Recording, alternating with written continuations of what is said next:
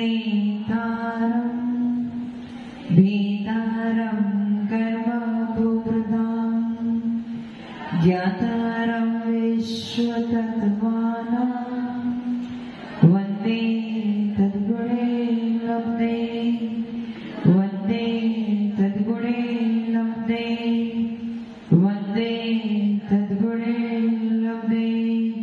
जो लोग वंश परमेश्वरी भगवान की देवादिदेवादिनाथ भगवान की अंतिम शासनपति महावीर स्वामी भगवान की परम पूज्य गुरुदेव श्री आदि सागर महावीर की विमल सागर संपति सागर जी महाराज की परम पूज्य गुरुदेव श्री सुंदर सागर जी महाराज की द्वादशांग जन्माणी माता की।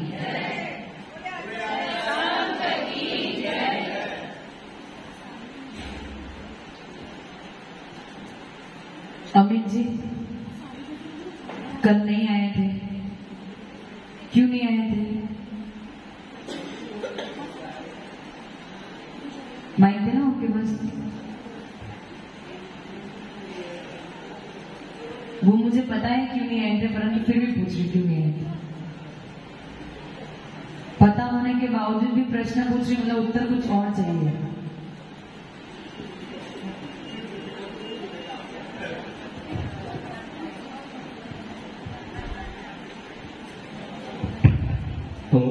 वंदना माता ने कल प्रशासन पूरा घर पे आया हुआ था, वो तो मुझे पता है, और ज्ञानावाणी कर्म का अंतराय कर्म था मेरा। बिल्कुल सही, अंतराय कर्म का उदय था, इसलिए कल अमित जी और संतोष जी क्लास में नहीं आए थे। लेकिन मेरा मन तो पूरा यही लगा हुआ था। मन लगने से क्या होता है? ज्ञान का शिवक्षण तो कल हुआ ही नहीं, कल सुख दुख की बातें हो गई हमारी। तो वो ज्ञान मैंने आज अर्जित कर लिया है। कल वेदनीय कर्म आपने पढ़ाया था, उसमें साता वेदनीय और असाता वेदनीय के बारे में बताया था। तो मैंने उसकी सुन ली, समझ में आ गया। बिल्कुल। याद कितना हुआ? याद आपने जो बताया उतना याद। वो तो कल का, उसके पहले का भी थोड़ा बहुत याद हो गया। थोड़ा बहुत एग्जाम के लिए मतलब तैयार। और संतोष जी पूरी तरीके से तैयार हो? थोड़ा थोड़ा रोज रात को अभ्यास होता है? किनके साथ? 31 एपिसोड है पूरे। 31 कल तक के 31 एपिसोड टोटल हो गए हैं, तो वो 31 एपिसोड मैंने देख लिए।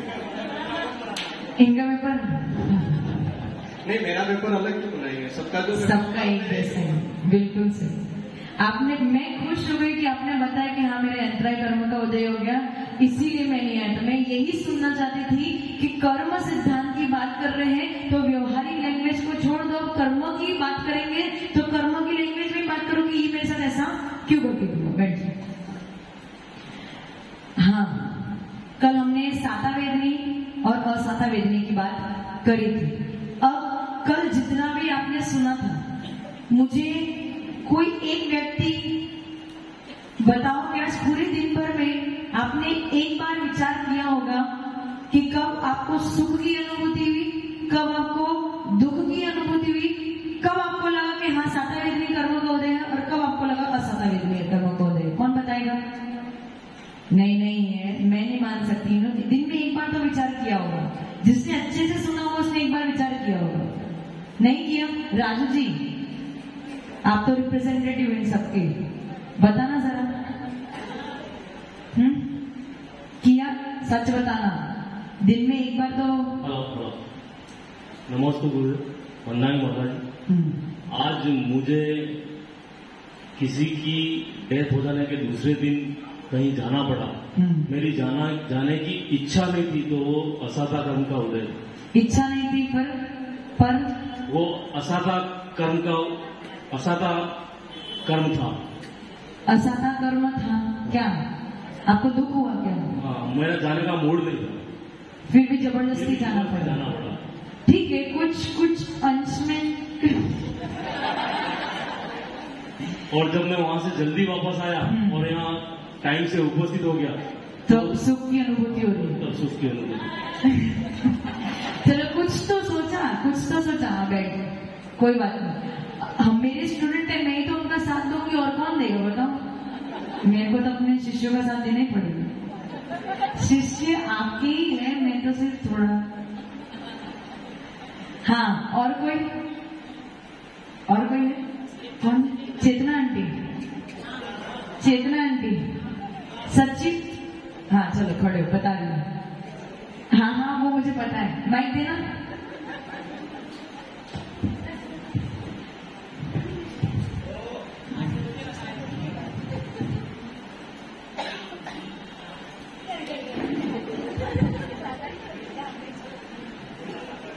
नमस्ते आचार्य जी, पंजाबी माता जी।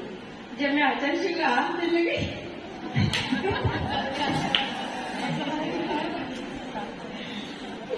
ये हंसी जो आ रही है वो भी कर्म के उदय की वजह से आ रही है। बस अभी कर्म वो पढ़ा नहीं, इसलिए आपको समझ में नहीं आएगा। मोहिनी कर्म में ये वाला भेद भी आएगा। बताओ। जो मैं ले गई वो अच्छे से चल गया, तो मुझे सुख की अनुभूति हुई, और जब वहां आने के वापिस पता चला कि सुलक्ष्मती माता जी के अंतर आए तो मुझे दुख की अनुभूति। अच्छा सही है, बात तो सही है ना। सामग्री हमें प्राप्त हो गई ना कि आचार्य को आहार देने गई और जो मैं द्रव्य लेके गई मुझे साधु को आहार देने में मिला, तो ये हमारे लिए सुख की अनुभूति हो गई। तो सातावेदनी कर्म का उदय। और जब घर पे आके पता चला किसी माता जी की अंतराय हो गई तो दुख की अनुभूति हुई, क्योंकि हमें ऐसी खबर सुनने में आई। तो यह सातावेदनी कर्म का उदय हो गई। बड़े महाराज वो तो है ही। तो तीन चीजें हो गई। पहले तो पड़गान में खड़ी हुई, बड़े महाराज जी नहीं आए तब दुख की अनुभूति हुई। फिर बड़े महाराज जी को आहार देने गई तब सुख की अनुभूति हुई। फिर घर आके कुछ और सुना तो दुख की अनुभूति। तो साता असाता साता असाता ऐसे चलता ही रहता है। और सबसे बड़ी बात, साता वेदनीय कर्म का उदय मैक्सिमम केवल अंतर मुहूर्त के लिए ही रह सकता है, उससे ज्यादा। साता वेदनी कर्म का उदय कितने समय के लिए? मैक्सिमम अंतर मुहूर्त के लिए ही रह सकता है। उसके बाद कोई ना कोई असाता का कारण आ ही जाएगा। हाँ, साता असाता साता असाता। आप सोच रहे हो कि मुझे पूरे दिन भर आज सुख की अनुभूति हुई है, लेकिन कहीं ना कहीं बीच बीच में कोई ना कोई आपके मन में भी कोई ना कोई, क्या बोलते, कोई ना कोई ऐसा कारण या कोई ना कोई ऐसा भाव उत्पन्न हुआ होगा जो आपको दुख की तरफ भी ले गया होगा। लेकिन जब सुख बहुत ज्यादा होता है तो उसकी अनुभूति थोड़ी सी कम होती है। लेकिन कर्म सिद्धांत की बात करेंगे तो अंतर्मुहूर्त के लिए ही साता वेदनी कर्म का उदय हो सकता है। समझ में है? पवन जी जल्दी बता दो। नलिनी आंटी नहीं है? हाँ,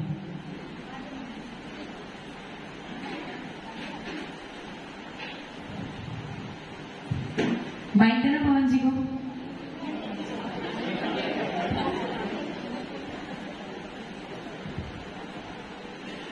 नमस्ते गुरुदेव।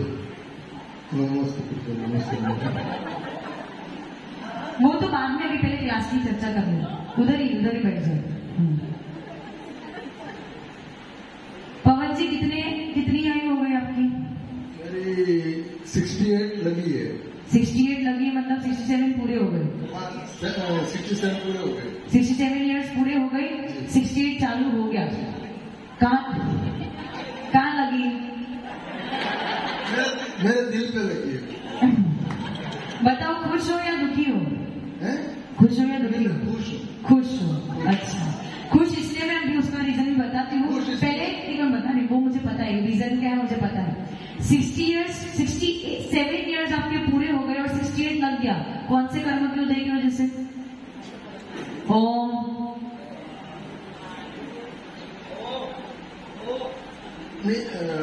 मैंने पहले क्लास चली थी ना माता जी, उस समय ये आयु कर्म से बताया था कि 90 साल की बंद होता है आयु का।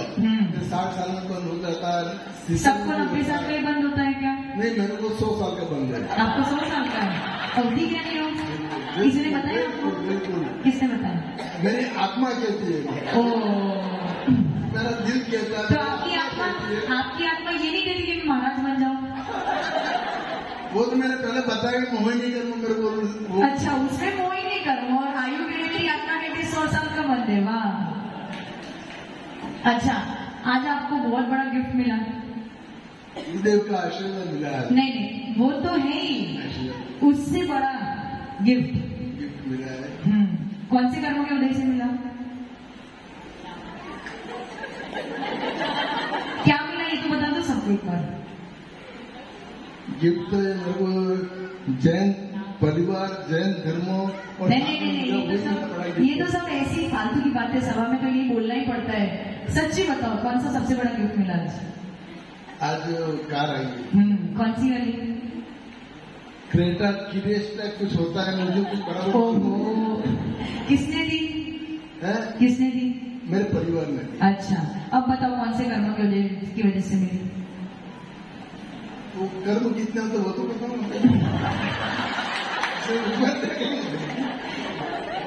कर्म 8 होते हैं: ज्ञानावरणी, दर्शनावरणी, वेदनी, मोहनी, आयु, नाम, गोत्र, अंतराल। गोत्र हो सकता है। सही बोल रहे? सही बोल रहे? गलत है। मुझे वाकई में मुझे इस बात। अच्छा, इन पूरी सभा से पूछते, बताना इनको आज जो कार मिली है वो कौन से कर्म के उदय की वजह से मिली है? साता वेदनी कर्म के वजह से आपको सुख की सामग्री मिली है। तो इसको वेदनीय क्यों कहते हैं? क्योंकि इससे आपको सुख का वेदन हुआ ना। सुख का वेदन हुआ कि नहीं हुआ? कि नहीं हुआ? सुख, खुशी, सुख आया। गाड़ी आ गई, अब गाड़ी में घूमोगे। पहले भी घूमते थे, लेकिन नई गाड़ी आई है तो नई लाड़ी, पुरानी वाली। समझ में आ गया? ये इस प्रकार से ही आप समझोगे कि किस प्रकार से हमें साता वेदनी कर्म सुख की सामग्री और असाता वेदनी कर्म दुख की सामग्री देता है। अब एक विशेष बात इस वेदनी के बीच में मैं करना चाह रही हूँ, क्योंकि कल आचार्य ने ज्ञानावरणी कर्म का, ज्ञान का कोई टॉपिक छेड़ा था, तो मैंने सोचा उसको और क्लियर कर देते हैं। ज्ञान कितने हैं?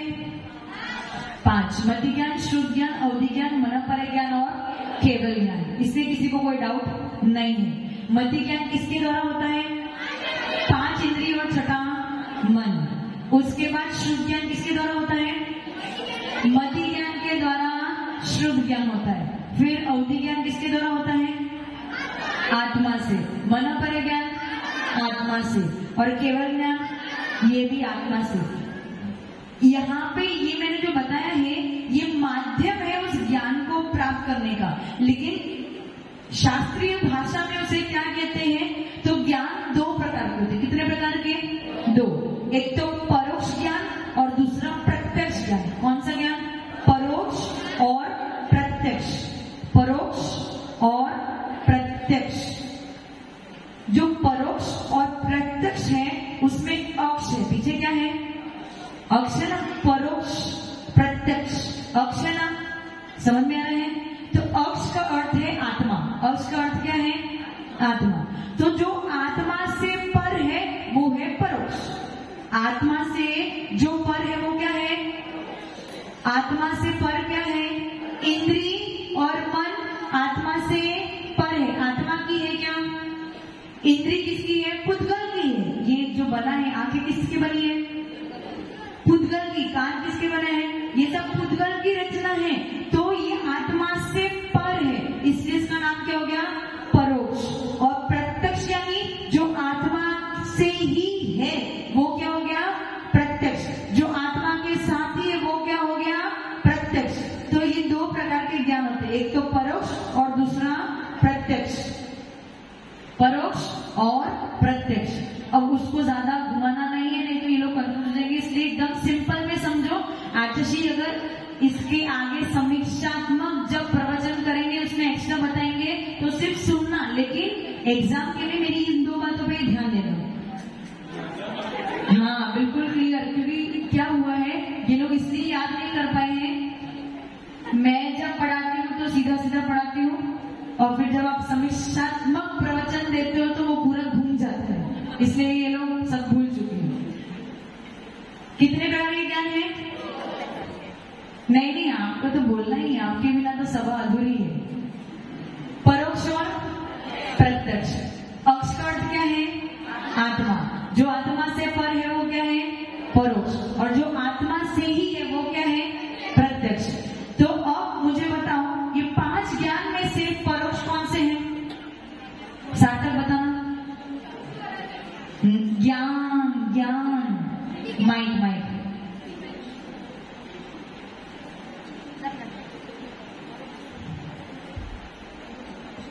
वस्तु होते हैं महिला में माता मति ज्ञान और शुद्ध ज्ञान परोक्ष क्यों है? क्योंकि वो इंद्रियों और मन से होते हैं। सही बोल रहे हैं, आपको पता है ये बात? ताली तो बजाओ। छोटा बच्चा, उसको पता भी नहीं है, केवल अनुमान लगा के बता रहे हैं कि हाँ ठीक है, मति ज्ञान किससे होता है? 5 इंद्रियों छठे मन से। शुद्ध ज्ञान किससे होता है? मति ज्ञान से, यानी ये आत्मा से नहीं होता, इसलिए इसका भेद का नाम क्या हो गया? परोक्ष ज्ञान। अब और कौन से 3 ज्ञान है? अवधि ज्ञान, मनोपर्याय ज्ञान और केवल ज्ञान। वो क्या है? प्रत्यक्ष ज्ञान। प्रत्यक्ष क्यों है? क्योंकि वो आत्मा से होता है, इसीलिए वो प्रत्यक्ष ज्ञान है। अब बैठ जाओ, समझ में आ गया? 2 ज्ञान कैसे है? परोक्ष, अक्ष यानी आत्मा से पर, अन्य इंद्री और मन से हो रहा है, इसलिए वो क्या हो गया?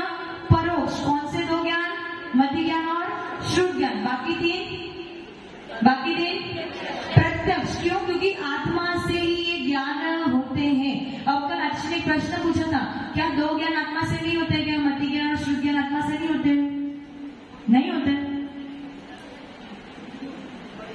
ज्ञान किसमें पाया जाता है? ज्ञान किसमें पाया जाता है? जीव में। आत्मा जीव है क्या? तो आत्मा से ही तो ज्ञान हो रहा है। मति ज्ञान और शुद्ध ज्ञान भी आत्मा से हो रहा है, लेकिन पराधीनता से हो रहा है। उसको किस पे अधीन होना पड़ रहा है? इंद्रियों पे, 5 इंद्रियों और छठे मन पे अधीन होना पड़ रहा है। लेकिन अवधि ज्ञान, मनोपर्याय ज्ञान और केवल ज्ञान से अधीन नहीं होना पड़ रहा है। इसीलिए पहले 2 को क्या बोला? परोक्ष, और बाकी 3 को क्या बोला? प्रत्यक्ष। अब जो प्रत्यक्ष है वो 3 है ना, अवधि ज्ञान, मनोपर्याय ज्ञान और केवल ज्ञान। इसमें से संपूर्ण ज्ञान कौन सा है? केवल ज्ञान। और आधा अधूरा ज्ञान कौन सा है? अवधि ज्ञान और मनोपर्याय ज्ञान। ये अवधि ज्ञान और मनोपर्याय ज्ञान कितनी वस्तु को जानता है? केवल और केवल पुद्गल को ही जानता है। जबकि अपने पास द्रव्य कितने हैं? द्रव्य कितने हैं? 6। जीव, पुद्गल, धर्म, अधर्म, आकाश और काल। इन 6 द्रव्यों में से अवधि ज्ञान और मनोपर्याय ज्ञान केवल और केवल पुद्गल को जानता है, और केवल ज्ञान सारे द्रव्य को जानता है। इसलिए केवल ज्ञान को सकल प्रत्यक्ष कहा है। क्या कहा? सकल प्रत्यक्ष। और अवधि ज्ञान और मनोपर्याय ज्ञान को एक देश प्रत्यक्ष कहा। एक देश यानी एक अंश, पूरा नहीं, छोटा अंश। छोटा अंश क्योंकि वो केवल पुद्गल को ही जानता है। समझ में आया? ज्ञान कितने हैं? मति ज्ञान, शुद्ध ज्ञान, अवधि ज्ञान, मनोपर्याय ज्ञान और केवल ज्ञान। परोक्ष कितने हैं? 2, मति ज्ञान और शुद्ध ज्ञान। परोक्ष क्यों? क्योंकि आत्मा से अलग 5 इंद्री और छठे मन से ज्ञान होता है, इसलिए इन्हें परोक्ष कहा गया है। और बाकी 3 को क्या कहा है? प्रत्यक्ष। प्रत्यक्ष में भी अवधि ज्ञान और मनोपर्याय ज्ञान कैसा है? एक देश प्रत्यक्ष। एक देश प्रत्यक्ष क्यों है? क्योंकि वो सारे द्रव्य को, कौन से द्रव्य को जानता है? केवल पुद्गल को ही जानता है। किसको जानता है? केवल पुद्गल को ही जानता है। और केवल ज्ञान किसको जानता है? सारे द्रव्यों को युगपत जानता है। इसलिए प्रत्यक्ष में भी 2 भेद। एक हो गया एक देश प्रत्यक्ष, और दूसरा हो गया सकल प्रत्यक्ष। समझ में आ गया? समझ में आया? संतोष जी, क्या समझ में आया?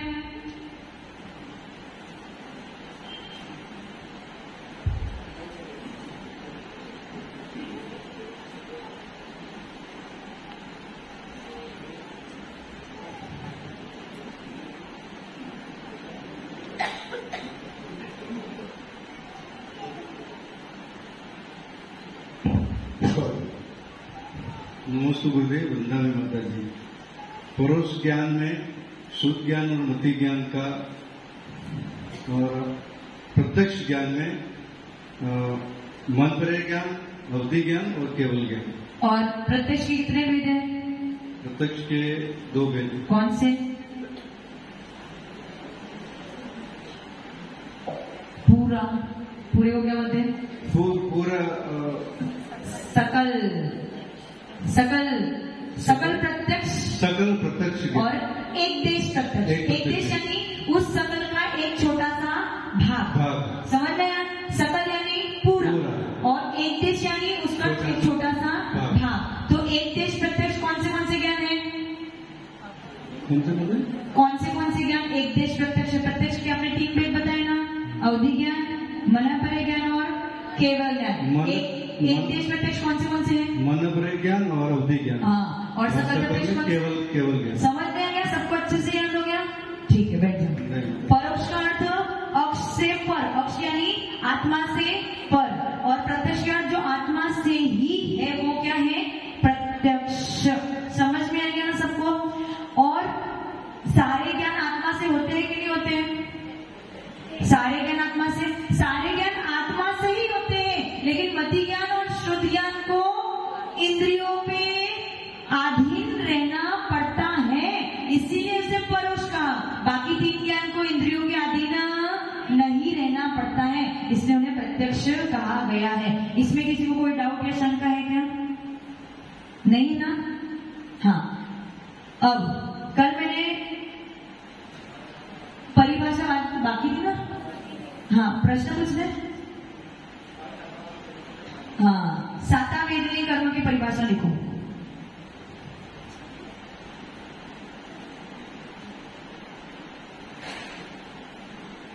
दुख उत्पादक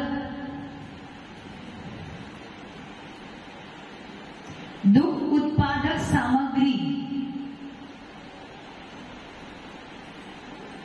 दुख उत्पादक सामग्री जो प्राप्त कराता है, दुख उत्पादक सामग्री जो प्राप्त कराता है वो कौन सा कर्म है? असाता वेदनीय कर्म। दुख उत्पादक सामग्री जो प्राप्त कराता है वो कौन है? असाता वेदनीय कर्म। और दुख उत्पादक सामग्री, दूसरी परिभाषा साता वेदनी की लिखो। दुख उत्पादक सामग्री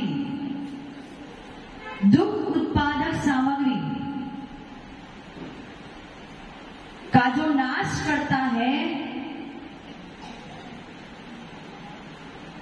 वो हो गया साता वेदनीय कर्म।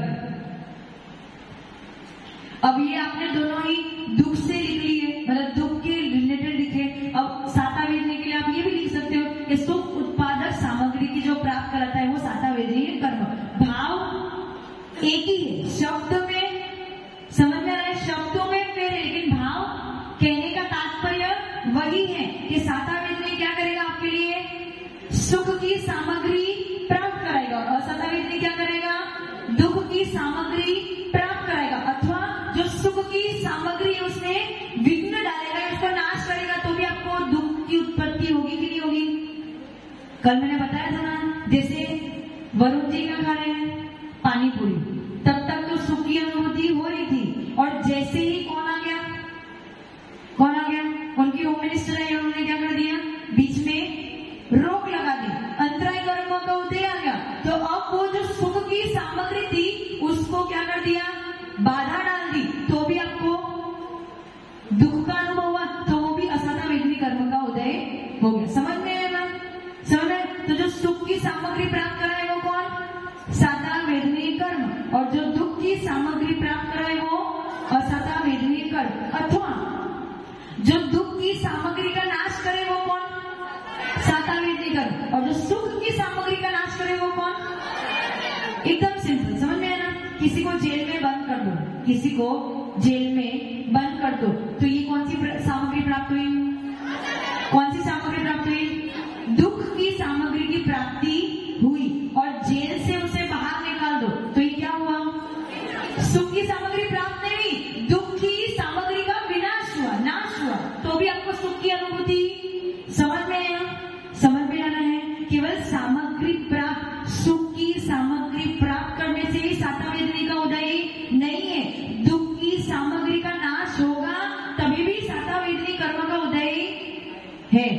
जैसे पेट खाली है, क्या है? पेट खाली है, पेट खाली है और भूख लगी है, कौन सा कर्म का उदय है? क्या है? असाता वेदनी कर्म का उदय है। और आपको भोजन मिल गया, कौन सी सामग्री मिली? सुख की सामग्री मिली। दोनों में डिफरेंस है, दोनों सिचुएशन, जो जेल वाली सिचुएशन सुनाई थी और अब जो सिचुएशन सुनाई उसमें दोनों में डिफरेंस है। यहाँ पे आपको सुख की सामग्री की प्राप्ति हुई और जेल वाले में क्या होता? दुख की सामग्री का नाश हुआ। समझ में आया?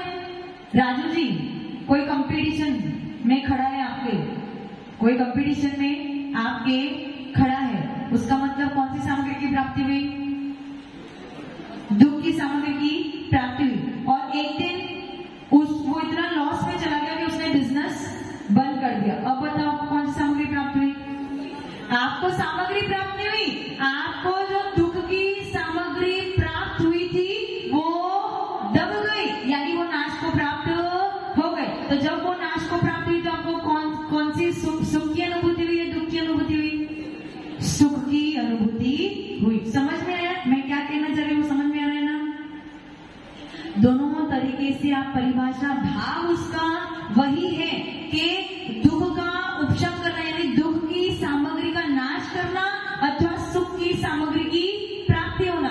और दूसरा क्या है? दुख की सामग्री का प्राप्त होना अथवा सुख की सामग्री का नाश होना। यदि हमारा कोई प्रियजन है, जब तक वो प्रियजन हमारे साथ में, जिससे हमें बहुत राग है, जिससे हमें बहुत राग है और वो हमारे साथ में रहता है, तो ये कौन सी सामग्री प्राप्त हुई? सुख की सामग्री प्राप्त हुई। यदि एक दिन उस प्रियजन की मृत्यु हो जाती है तो क्या हुआ? सुख की सामग्री का नाश हुआ, इसलिए आपको दुख का वेदन हुआ। समझ में आया ना? समझ में आ रहा है कि नहीं आ रहा है? किसी को प्रश्न पूछना है? हाँ,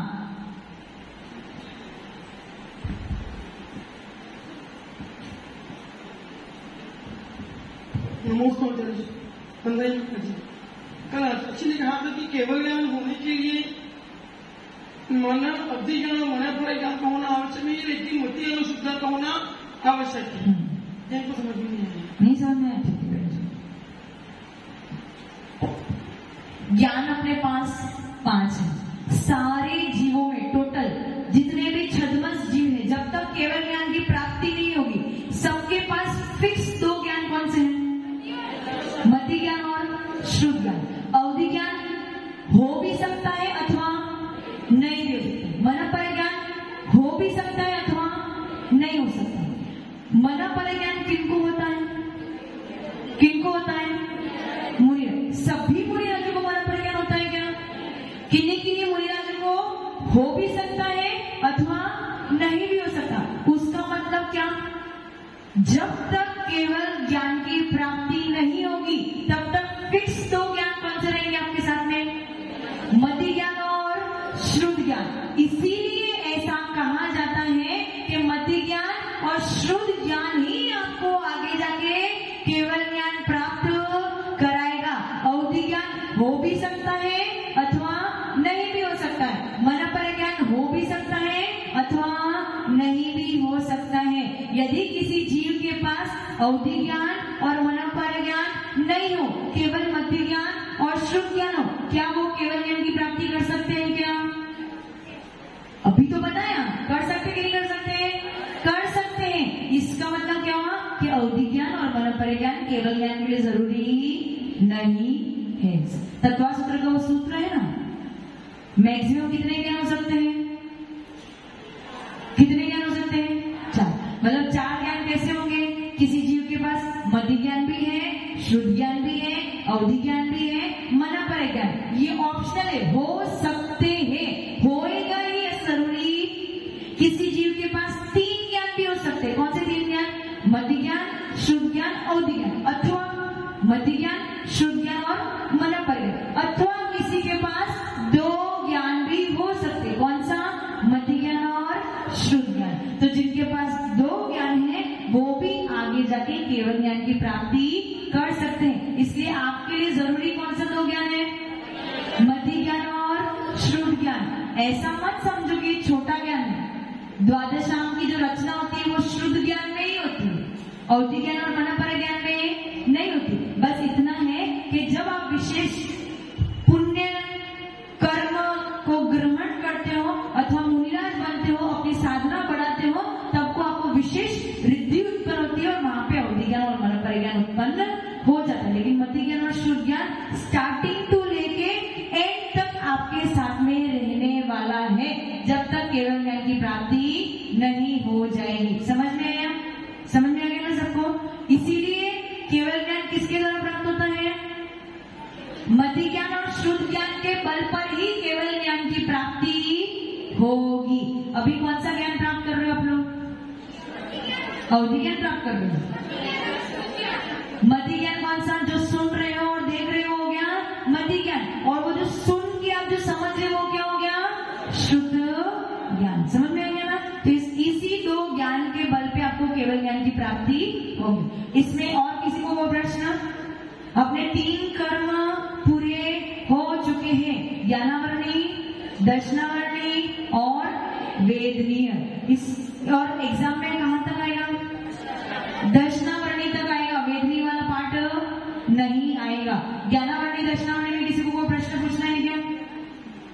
किसी को कोई डाउट? ज्ञान से पहले क्या होता है? ज्ञान से पहले क्या होता है?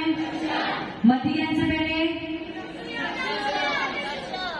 बच्चों को ही आता है, आपको अभी भी नहीं आ रहा है। 2 दिन के बाद एग्जाम है, क्या लिखोगे? मति ज्ञान से पूर्व चक्षु और अचक्षु दर्शन, शुद्ध ज्ञान से पूर्व चक्षु और अचक्षु दर्शन, अवधि ज्ञान से पूर्व अवधि दर्शन, मनपर ज्ञान से पूर्व चक्षु और अचक्षु दर्शन, और केवल ज्ञान से पूर्व केवल ज्ञान के साथ में ही केवल दर्शन। मैंने रीजन क्या बताया था? देखो आप लोग सोचते ही रह जाओगे और वो उत्तर दे रहे हैं। अब मेरे को ऐसा लग रहा है आपके लिए मेरे को बच्चों की क्लास लेनी चाहिए। संतोष जी ऐसे उत्तर देने चाहिए। कैसे? एक ही बार सुना उनको, क्या उनको पता है अनंत वीर्य क्या है? नहीं पता। उनको पता है केवल ज्ञान क्या है? नहीं पता। आपने क्लास सुना है कि केवल ज्ञान क्या होता है, अनंत वीर्य क्या होता है, दर्शन क्या होता है, उन्होंने कुछ नहीं सुना। उन्होंने केवल शब्द सुने, शब्द को केवल सुन के धारण कर लिया। उनकी याददाश्त इतनी अच्छी है कि वो तुरंत उत्तर दे रहे हैं, और आप तो सोचते ही। केवल ज्ञान से पूर्व कौन सा दर्शन? केवल ज्ञान के साथ में केवल दर्शन। और ऐसा क्यों? क्योंकि वो अनंत वीर्य के धारी, उनमें अनंत शक्ति है। आपके पास कितनी शक्ति है? आपके पास कितनी शक्ति है? संतोष जी कितनी शक्ति है? आपके पास कितनी शक्ति? बैठे बैठे ही बताओ। अनंत शक्ति नहीं हो सकती? सोच के बताओ। कोई कह रहा है? कौन बोल रहा था? संतोष जी, आपकी भाभी जी कुछ और कह रही है। वो कह रही है कि नहीं है? है। तो गड़बड़ कहाँ हो रही है? गड़बड़ वरुण जी कहाँ हो रही है? आवरण पड़ा है। कौन से कर्म का? अंतराय कर्म का आवरण पड़ा है। जिस दिन अंतराय कर्म नष्ट हो जाएगा उस दिन अनंत वीर्य प्रकट हो जाएगा। बस ऐसे ही धीरे धीरे समझते समझते एक टाइम आएगा कि आप लोग भी उन बच्चों की तरह उत्तर देना प्रारंभ कर दोगे। बस अपनी लगन को बनाए रखना। समझ में आ गया? एग्जाम के देने के लिए तैयार हो? कराऊंगी, रिवीजन कराऊंगी, लेकिन एग्जाम देने के लिए तैयार हो? दोगे? कितने दोगे? कितने देंगे? अच्छे से हाथ ऊंचा करो, कंजूसी मत करो। उषा आंटी, जिन्होंने हाथ ऊंचे गिरे सबके लिए आचार्य जी की तरफ से नहीं, पुरुषों की तरफ आ रही रुको, आचार्य जी की तरफ से नियम है आप सबको एग्जाम देनी ही देनी है। आचार्य जी की सभा आपकी है, मैं तो केवल वो ट्रांसलेटर।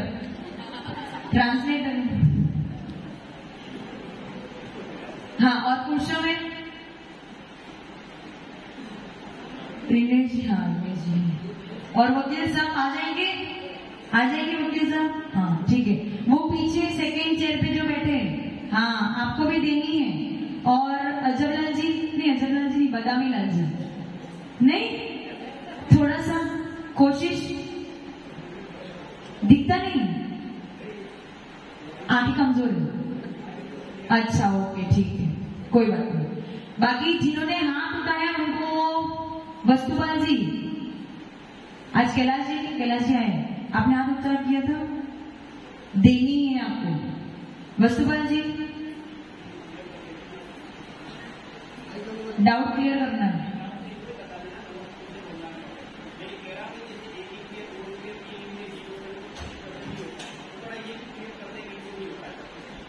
अच्छा ऐसा, वस्तुपाल जी क्या कह रहे हैं? एक इंद्री, दो इंद्री, चक्षु कौन से नंबर की इंद्री है? चक्षु कौन से नंबर की इंद्री है? चौथे नंबर। तो एक इंद्री जीव भी होता है, दो इंद्री जीव भी होता है, तीन इंद्री जीव। इन तीनों के पास चक्षु है क्या? तो उनको चक्षु दर्शन होगा क्या? उनको चक्षु दर्शन होगा क्या? तो चक्षु उनको कौन सा दर्शन होगा? देखो समझ में नहीं है प्रश्न। चक्षु इंद्री किसके पास है? चार इंद्री से चक्षु इंद्री है, तो वहां पे तो चक्षु दर्शन हो सकता है, क्योंकि चक्षु से ज्ञान हो सकता है। लेकिन एक इंद्री के पास कौन सी इंद्री है? स्पर्श। दो इंद्री के पास स्पर्श और रसना, तीन इंद्री के पास स्पर्श, रसना और ग्रहण। तो इनके पास चक्षु तो चक्षु से ज्ञान होगा क्या? तो चक्षु दर्शन होगा क्या? तो कौन सा दर्शन होगा? अचक्षु दर्शन। समझ में आ गया वस्तुपाल जी? ठीक है, अब कोई प्रॉब्लम तो नहीं है? ठीक है, चलो एक बार सरस्वती माता के चरणों में जाप करेंगे, वंदन करेंगे। वो अभी मैंने बीच में सब बोल दिया था कि आचार्य घुमाते हैं, मतलब मेरा कहने का तात्पर्य ये था कि आचार्य प्रिंसिपल है, तो वो आपकी परीक्षा, आपको वो और तराश रहे। मैं तो आपको सीधा सीधा खिला रही हूँ, लेकिन वो आपको और तराश रहे हैं ताकि आपका ज्ञान बढ़े। और जब कोई अन्य विद्वान आके आपको प्रश्न पूछे तो कितना भी घुमा के पूछे उसका भी आप उत्तर दे सको। यदि मैं जो पढ़ा रही हूँ और फिर विद्वान आपको प्रश्न पूछेगा तो उसको उत्तर नहीं दे पाऊंगी, लेकिन आचार्य जो आपको तराश रहे ना, उसके द्वारा जब विद्वान के सामने भी आपको उत्तर देने का मौका आएगा तो आप उत्तर दे दोगे। समझ में आ गया? चलो सरस्वती माता के चरणों में जाप करेंगे, वंदन करेंगे। ओम ह्रीं वाग्वादिनी ध्वजशालिनी हंसगामिनी वीणावादिनी शुद्धात्मिका सारपदायि सरस्वतीभ्यो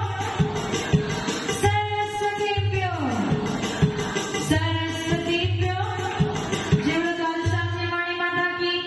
आचार्य गुरुदेव सुंदर सागर जी महाराज की। पंचप्रवेशी भगवान की, एकरादिनाथ भगवान की, आचार्य गुरुदेव विमल सागर जी महाराज की, आचार्य गुरुदेव सन्मति सागर जी महाराज की, जीवनी माता की। बड़े दिव्य तपस्वी आध्यात्मिक राष्ट्रसंत 108 सुंदर सागर जी गुरुदेव की, गुरुदेव की, गुरुदेव की। वेदनी कर्म की चर्चा चल रही है। वेदनी जो वेदन कराता है उसे वेदनी कर्म कहते हैं। क्या का वेदन कराता है? सुख अथवा दुख। और ऐसा ही तो कह रहे हैं कि वेदनी कर्म सुख और दुख का वेदन कराता है। वेदनी कर्म वेदन कराता है। किसका वेदन कराना है? सुख अथवा दुख। अर्थात जिस सुख और दुख का ही वेदन क्यों करवाना है? जो कि मनुष्य दो ही प्रकार के हो सकते हैं, सुखी या दुखी। इसलिए वेदनी दो ही काम कर सकता है, या तो सुख देगा या दुख देगा। आयु कर्म क्या काम करता है? आयु कर्म क्या काम करता है? आयु कर्म आयु बंद नहीं करता है। आयु कर्म क्या करता है? जीव को रोके रहता है। आयु कर्म कौन बांधता है? जीव। आयु कर्म का बंद कौन करता है? जीव। आयु कर्म नहीं बांधता है। आयु कर्म तो जो अपने आयु बांधी उसमें रोके रहता है। तो आयु कर्म कितने जीवों को रोकता है? आयु कर्म कितने प्रकार के जीवों को रोकता है? 4 क्यों कोसा जी क्यों? क्योंकि आयु वाले की चार ही हो सकते हैं, या तो नाम की, या देह, या मनुष्य, या तिर्यंत। इसलिए आयु का काम क्या हुआ? आयु का काम है नरक, तिर्यंत, देव और मनुष्य, चारों आयु में से किसी भी एक आयु में रोके रह जाओ। आदि आयु 5 होती तो आयु कर्म 5 में रोकता, किंतु आयु के 4 ही भेद हो सकते, 5वां भेद बन नहीं सकता। वैसे ही वेदनी कर्म ने क्या करवाया? वेदन करवाया किसका? सुख और दुख। तो इसका मतलब क्या हुआ? संसार में कोई सुखी या ऐसा कोई जीव है जो संसार में सुखी दुखी ना हो? संसार में कोई ऐसा जीव है जो सुख दुखी ना हो? आर्यत भगवान न सुख है न, किंतु संसार में सुख, कोई धन्य दुखी, कोई धन्य दुखी और कोई मन दुखी। तो सुख और दुख, इसलिए वेदनी कर्म वेदन कराता है सुख और दुख का। दुख की अवस्था 2 ही बन सकती है, और तीसरी अवस्था जो बनती है, तीसरी अवस्था कौन सी बनती है? सुख भी नहीं है और दुख भी नहीं है। ऐसे सिद्ध भगवंतों को कोई कर्म का उदय नहीं होता। तो वेदनी का काम वो वेदन करवाना। क्या वेदन करवाना? सुख दुख का वेदन कराना, या सुख दुख के साधन देना। वेदन कराना या आप क्या कह रहे हो? वेदनी कर्म क्या करता है? सुख दुख का वेदन कराता है। यह सामान्य परिभाषा हो गई। वेदनी कर्म सुख दुख का वेदन कराता है। यदि हम ये मान लें तो सुख दुख का वेदन कौन करा रहा? वेदनी कर्म, या आप कर रहे हो? वेदनी कर्म ने क्या करा? सुख दुख का वेदन कराया। किसके माध्यम से? तो वेदनी कर्म ने क्या दिया आपको? सामग्री दी। जैसे आज पवन जी को नई गाड़ी मिली। गाड़ी किस कर्म के वजह से मिली? गाड़ी किस कर्म के वजह से मिली? अंतराय कर्म के वजह से मिली। लाभ अंतराय का क्षयोपशम हुआ, नई गाड़ी आई। अंतराय कर्म क्या करता है? विघ्न डालता है ताकि उसका उदय हो, किंतु यदि क्षयोपशम कर दे तो क्या हो जाएगा? अंतराय कर्म तब जाएगा, और जब दबेगा तो नई नई गाड़ी भी आपके चौके में कोई मुनि राजा, कितना जी, आपके चौके में कोई मुनि राजा है, और आपने बहुत अच्छी डिश बनाई और महाराज जी ने नहीं खाई, बोलो आपको क्या मिला? दुख या सुख? और महाराज जी को क्या मिला? महाराज को क्या मिला? मिला कुछ तो मिला ना, महाराज को भी तो दान अंतराय, लाभ अंतराय, उनको लाभ ही नहीं हो पाया। भाई आपने वस्तु बनाई, महाराज जी आ गए, आपने देने के लिए हाथ बढ़ाया, किंतु महाराज ने नहीं ली, तो क्या हुआ? लाभ अंतराय का उदय था महाराज का, और आपका दान अंतराय का उदय। अब गाड़ी किस कर्म की वजह से मिली? लाभ अंतराय का क्षयोपशम होने से गाड़ी मिली। अब गाड़ी मिली अंतराय कर्म के क्षयोपशम से, किंतु गाड़ी ने क्या काम किया? गाड़ी ने दुख दिया क्या? गाड़ी ने दुख दिया सुख दिया? सोच लो, गाड़ी ने सुख दिया दुख दिया? गाड़ी में जा रहे थे, किसी को लग गई तो क्या दिया उसने? दुख दिया। दुख दिया सुख दिया? दुख। और गाड़ी से जा रहे थे, बंधना करके लगे तो एक ही वस्तु सुख भी दे सकती है, दुख भी दे सकती है, किंतु व्यक्ति का काम क्या है? सुख दुख की सामग्री देना। तो वेदनी कर्म की परिभाषा में जो वेदन करवाता है किसका? सुख और दुख का। अथवा साता वेदनी और अथा वेदनी दो उसके भेद है। वेदनी कर्म के 2 बेटे, एक साता वेदनी और एक असाता। इन 8 कर्मों में से आप कहां पढ़ो? ज्ञानावणी, दर्शनावणी, वेदनी, मोहिनी, आयु, नाम, भूत और अंतराय। इन 8 कर्मों में आपका स्थान कहां पर? अमित जी कुछ बोल रहे। अंतराय कर्म में आपका स्थान है। राजू जी आपका स्थान कहाँ पर? अंतराय नहीं। अच्छा भाई अम्मी की बात करो, पवन जी 8 कर्मों में आपका स्थान कहाँ है?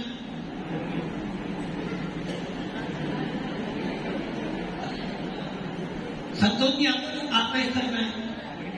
मोहिनी में आपका स्थान, चलो मान लेते हैं। हाँ जी साधना जी के आपका 8 कर्मों में स्थान कहाँ है? आपका बेदनी में। मनोहर जी आपका स्थान कहाँ है?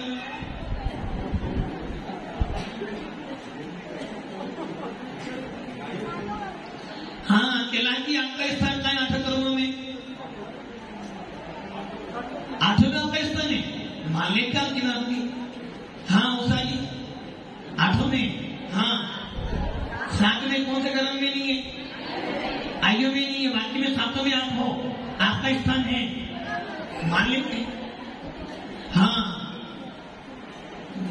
चेयरमैन जी की घर से। हाँ चेयरमैन जी आप चेयरमैन, तो फिर आप क्यों बोले? आप तो चेयरमैन नहीं हो। मैं तो मैंने बोला साधना तो वो बोलते हैं, मैंने बोला चेयरमैन तो आप बोल रही हो, और फिर लोग देने की तो ये बोलेंगे।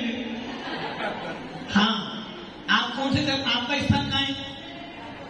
7 क्रम में, आयु क्रम में आपका स्थान नहीं, तो आपने 7 बोले, 7 या 8।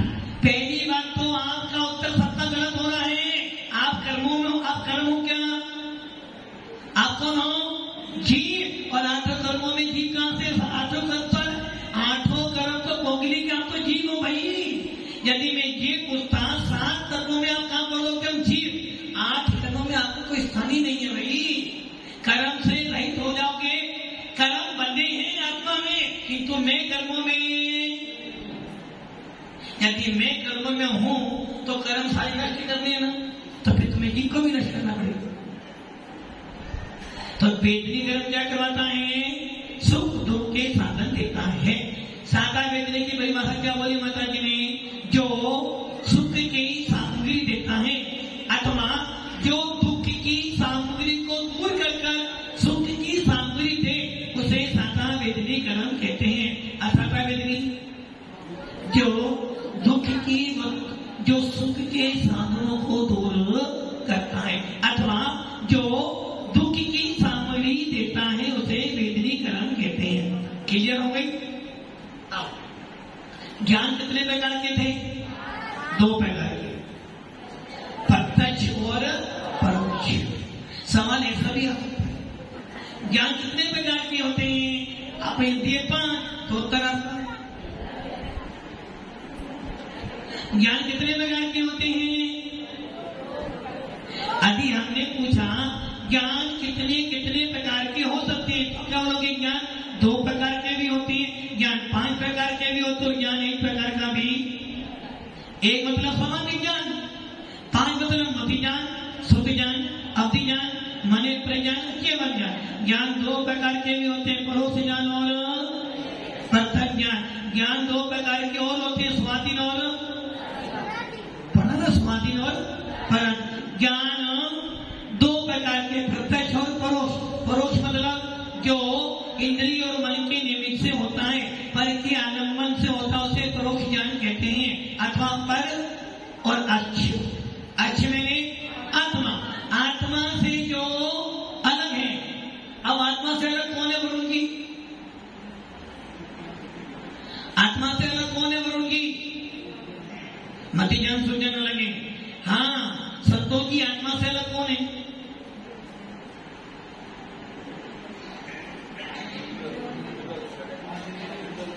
आत्मा से अलग कौन है भाई? सारी वस्तु आत्मा से अलग ही तो है। आत्मा से अलग तो सारी वस्तुएं हैं। कोई वस्तु आपकी है क्या? ये पुंजल भी आपका, ये कमरे भी आपके। आत्मा से तो सारी वस्तु अलग है, किंतु ज्ञान की चर्चा कर रहे हैं। तो ज्ञान की चर्चा में जो ज्ञान इंद्रिय और मन के निमित्त से होते हैं, जिन ज्ञानों का विनाश हो जाता है, ऐसे मति ज्ञान, शुद्ध ज्ञान आत्मा से पर है, क्योंकि वो पराधीन है और पराधीन हमें नहीं बनना है। स्वतंत्र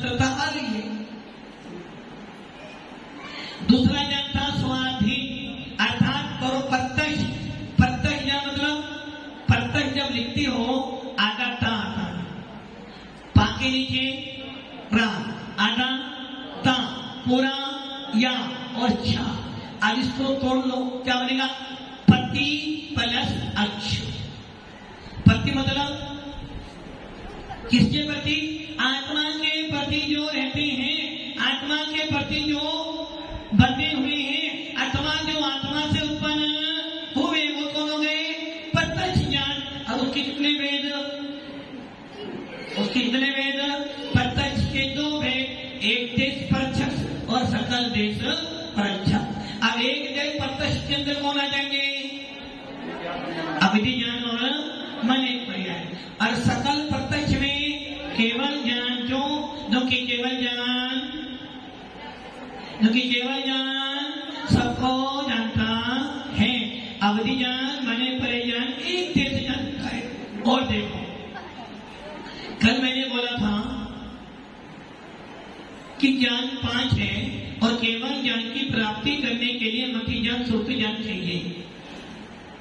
अवधि ज्ञान मने परे ज्ञान जरूरी नहीं। माता जी ने क्या बोला? मति ज्ञान सुप्त ज्ञान कब तक रहता है? जब तक केवल ज्ञान की प्राप्ति ना हो। अवधि ज्ञान मने परे ज्ञान किनको होता है? विशेष पुरुषों को होता है। किंतु एक कारण और है। जब आपने परिभाषा पढ़ी थी, मने परे ज्ञान किसको जानता है? मने परे ज्ञान किसको जानता है? किसको जानता है? अब देखो, बच्चे मन के सच्चे, बच्चे अमित जी, बच्चे मन के सच्चे, जीवोदन ने खोले जो भगवान को लगते। अच्छा अमित जी, आप बच्चे थे, अब कौन हो गए? 6 ढाला में छंद लिखा है, भाले पाने में ज्ञान न लयो, तरुण समय तरुणी रत रहो, अर्ध मिटत समय भोरा पेना, कैसे रूप लखो। बचपन खेल कूद में बीता, जवानी नींद भर सोया, बुढ़ापा देख देख कर। तो आप बुढ़ापा आ गया, बचपन आ गया, और क्या आ गया? नहीं, जमाई तो है, वो जमाई तो है। अब आप सोच लो, क्या कह रहा था? मति ज्ञान, सुख ज्ञान, अवधि ज्ञान मने पर केवल। अवधि ज्ञान मने पर ज्ञान किसको जानता है? ओनली पुद्गल को जानता है। और पुद्गल को जानने मात्र से हमारे को केवल ज्ञान प्राप्त होने वाला नहीं है। मति ज्ञान, सुख ज्ञान क्या करता है? क्यों द्रव्यों की अर्थात जीव, पुद्गल, धर्म, अधर्म, आकाश, काल, अर्थात मति, सुख ज्ञान 7 तत्व, 6 द्रव्य, 5 अस्तिका सबको जानता है। इसलिए बिना आत्मा को जाने तो केवल ज्ञान। इसलिए मति ज्ञान, सुख ज्ञान आत्मा को भी जानता है, पुद्गल को भी जानता है। और जब आत्मा पुद्गल को जानेगा तो भेद विज्ञान हो जाएगा। और भेद विज्ञान होने पे कैसे? जैसे स्वर्ण पाषाण में से पवन जी ने संतोष की एक स्वर्ण पाषाण लिया है, क्या करा? पाषाण को बेच दिया, सोने को भाग फेंक दिया। संतोष जी स्वर्ण पाषाण लेकर आए, पाषाण को चोरी में रख दिया, सोना बाहर फेंक दिया। और सोने को तिजोरी में डाला, पत्थर को कब? जब स्वर्ण पाषाण था, ये अलग करने वाला। वैसे ही मति ज्ञान, सुख ज्ञान के माध्यम से आत्मा का, पुद्गल का बोध हुआ, पुद्गल को बाहर फेंक दिया और आत्मा को अंदर डाल दिया। इसलिए मति ज्ञान, सुख ज्ञान के बल पर केवल ज्ञान की प्राप्ति हो जाती है। इतना ज्ञान पूरा हो गया, कोई और चर्चा पूरी? तो मति ज्ञान, सुख ज्ञान केवल ज्ञान की प्राप्ति में सबसे ज्यादा समर्थ कारण है। इसलिए हम सबको केवल ज्ञान की प्राप्ति करनी चाहिए। ओम नमः शिवाय।